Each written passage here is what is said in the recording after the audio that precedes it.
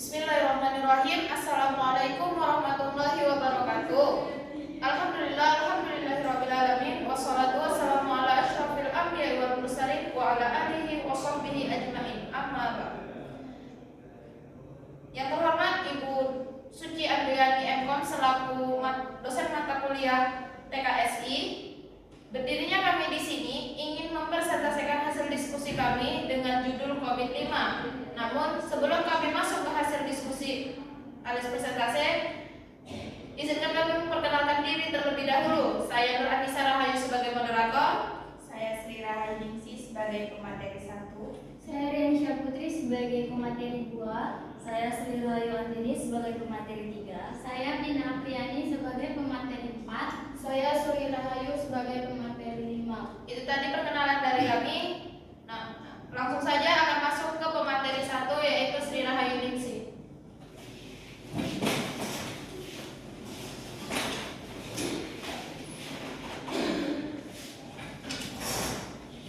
Baik, di sini saya akan menjelaskan tentang sejarah COVID, di mana COVID ini adalah sebuah kerangka kerja yang dikembangkan oleh ISACA atau Information System Audit and Control Association untuk membantu organisasi dalam mencapai tujuan bisnisnya melalui tata kelola dan manajemen teknologi informasi yang lebih efektif.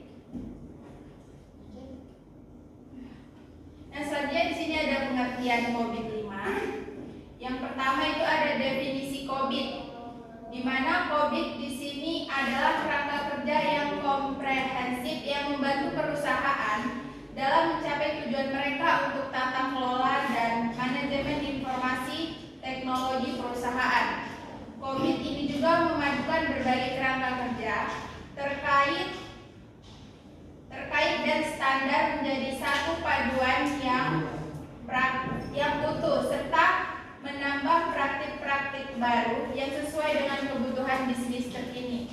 Kemudian selanjutnya di sini ada tujuan COVID-5, di mana tujuan utama dari COVID-5 ini adalah untuk membantu organisasi dalam menciptakan nilai optimal dari TI dengan menjaga keseimbangan antara mendapatkan manfaat dan mengoptimalkan tingkat resiko serta penggunaan sumber daya.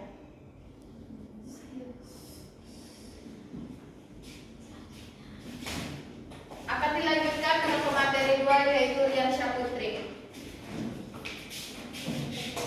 Baik, saya akan menjelaskan tentang prinsip-prinsip COVID. Prinsip-prinsip COVID ada 4, yaitu pertama, memenuhi kebutuhan pemangku kepentingan. COVID-5 dirancang untuk memenuhi kebutuhan dan harapan seluruh pemangku kepentingan dalam organisasi baik internal maupun eksternal. Yang kedua, mencakup perusahaan secara menyeluruh.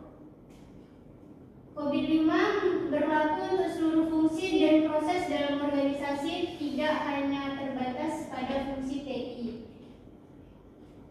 Yang ketiga itu ada menerapkan satu kerangka terintegrasi, yaitu mengintegrasikan berbagai kerangka kerja dan standar terkait lainnya menjadi satu panduan yang komprehensif.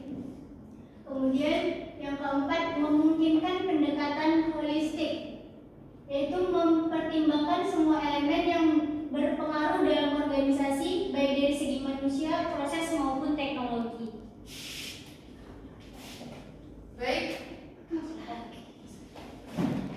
Baik, kemudian ada komponen COVID-5. Yang pertama yaitu prinsip dan enabler. COVID-5 didasarkan pada 5 prinsip utama dan 7 kategori enabler yang mendukung implementasi dalam organisasi.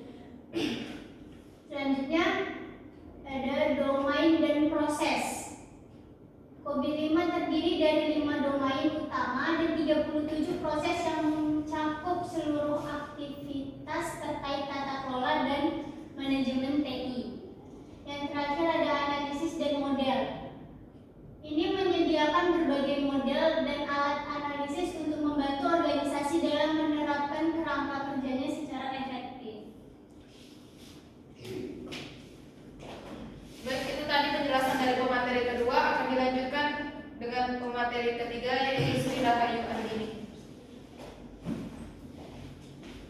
Baik, di sini saya akan melanjutkan materi. Di sini ada tujuan COVID-5. Yang pertama, menciptakan nilai optimal dari TI.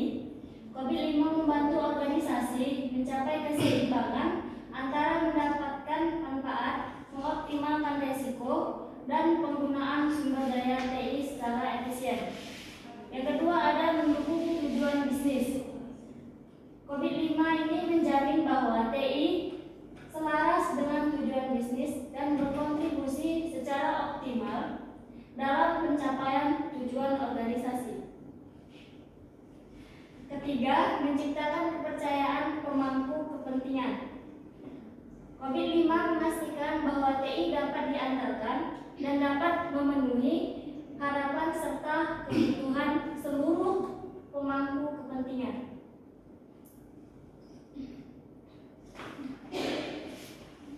Baik, itu dari penjelasan dari pemateri yang ketiga. Akan dilanjutkan dengan pemateri keempat yaitu Vina Apriani. Selanjutnya di sini saya akan menjelaskan tentang kelebihan dari COVID. Adapun kelebihan dari COVID yaitu ada 4. Yang pertama, keselarasan bisnis. COVID-5 memastikan keselaraan antara TI dan tujuan bisnis, sehingga TI dapat memberikan nilai tambah yang optimal bagi organisasi. Yang kedua, manajemen risiko. Kerangka kelebihan dari COVID yaitu ada 4. Yang pertama, keselarasan bisnis. COVID-5 memastikan keselaraan antara TI dan tujuan bisnis, sehingga TI dapat memberikan nilai tambah yang optimal bagi organisasi. Yang kedua, manajemen risiko. Kerangka kerja COVID-5 membantu organisasi dalam mengidentifikasi, mengevaluasi, dan mengelola risiko terkait TI secara efektif. Yang ketiga, perbaikan proses.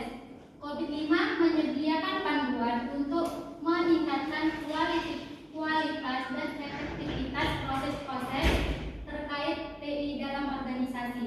Yang keempat, penciptaan nilai. Dengan menerapkan COVID-5, organisasi dapat menciptakan nilai optimal dan investasi TI dan memaksimalkan manfaatnya.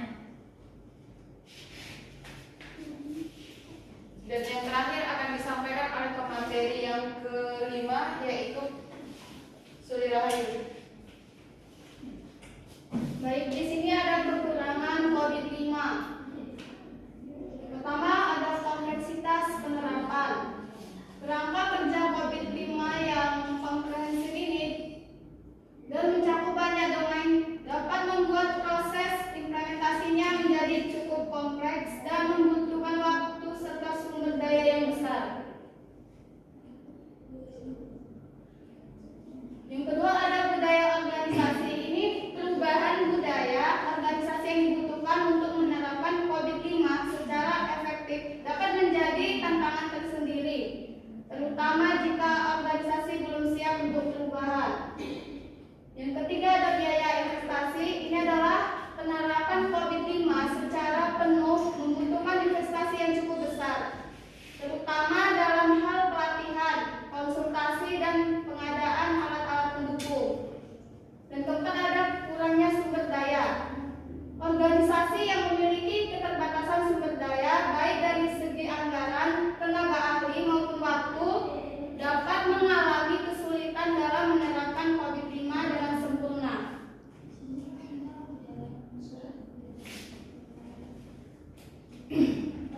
Baik, itu tadi penjelasan dari isi diskusi kami. Dan di sini kami merangkum semua itu dari jurnal referensi tentang COVID-5. Yang pertama jurnal 1 yaitu tentang COVID-5 Implementation in IT Service Management Environment. Jurnal yang kedua yaitu evaluasi penerapan COVID-5 untuk tata kelola teknologi informasi pada sektor publik. Dan jurnal yang ketiga adalah adopsi COVID-5 untuk pengembangan sistem informasi akademik. Kesimpulannya adalah COVID-5 merupakan kerangka kerja yang tata kelola dan manajemen TI yang komprehensif dan terintegrasi. Dengan menerapkan COVID-5, organisasi dapat memastikan TI selaras dengan tujuan bisnis, risiko-risiko dapat dikelola dengan baik, proses-proses terkait TI dapat ditingkatkan, dan nilai optimal dapat diciptakan dari investasi TI. Meskipun membutuhkan upaya implementasi yang cukup besar, COVID-5 terbukti efektif dalam membantu organisasi mencapai tujuan bisnisnya melalui tata kelola dan manajemen TI yang efektif. Di dalam presentasi kami ini timbullah pertanyaan-pertanyaan, yaitu yang pertama, apa itu COVID-5? Yang kedua, apa kepanjangan dari COVID-5? Yang ketiga, apa tujuan utama dari COVID-5? Yang keempat, apa saja 5 prinsip utama COVID-5? 5. Apa perbedaan antara tata kelola dan manajemen dalam konteks COVID? 5. Apa itu INEBA dalam COVID-5? Yang ketujuh, apa saja domain proses dalam COVID-5? Yang kedelapan, apa itu rajin chart dalam COVID-5? Yang kesembilan, apa manfaat utama dari penerapan COVID-5 bagi organisasi? Yang kesepuluh, apa yang dimaksud dengan goal cascade dalam COVID-5? Yang ke-11, bagaimana COVID-5 membantu dalam pengelolaan risiko teknologi? Yang ke-12, apa itu capability model dalam COVID-5? Yang ke-13, apa hubungan antara COVID-5 dan standar lain seperti ITIL atau ISO IPC 27001? Yang ke-14, apa yang dimaksud dengan proses evaluasi dalam domain MAA, Monitor, Evaluation, and Assess? Dan yang terakhir adalah bagaimana cara memulai implementasi COVID-5 dalam sebuah organisasi. Itu tadi pertanyaan-pertanyaan yang timbul dari hasil diskusi kami.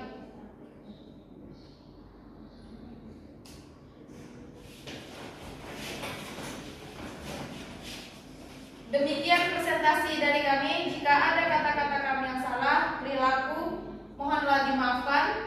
Billahi taufiq wal hidayah. Assalamualaikum warahmatullahi wabarakatuh.